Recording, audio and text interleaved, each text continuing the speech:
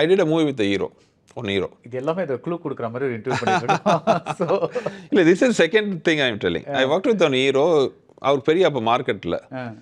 I took a big risk working with him and that movie was a hit. உடனே அவர் கூட வந்து இன்னொரு படம் பண்ணுறேன். இப்போ அவருக்கு மார்க்கெட் வந்துருச்சு. எவ்ரி சீன் வந்து 100 கொஸ்டின்ஸ், பயங்கர ஆட்டிடியூட், எவ்ரி திங்.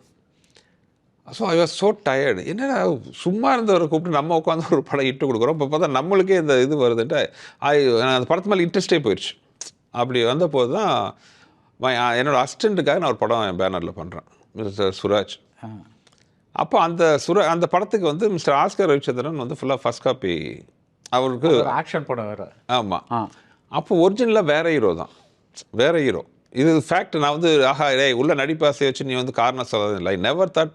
ஒவ்வொரு நாளும் நான் வந்து அந்த அரண்மனை தலைநகரம் கூட லாஸ்ட் டே மேக்கப் போடும்போது மேக்கப் மேன், அவர் சீனியர் மேக்கப் மேன் சுந்தரமூர்த்தி அவர்கிட்ட சொன்னேன், அப்பா அண்ணா இன்னையோட மேக்கப் போடுற வேலை மிச்சம் அப்படின்னு. ஏன்னா இதுக்கப்புறம் என்ன கூப்பிட்றேன், ஏன்னா நான் எங்கே நடிக்க போகிறேன், என் கேரியர் என் மூஞ்சிக்கெலாம் நல்லா நடிக்க போகிறதுன்ட்டு. But it's been nearly 20 years இந்த வருஷம் முடிஞ்சதுன்னா. ஆனந்த், ஒரு சுகமான உள்ளாடை.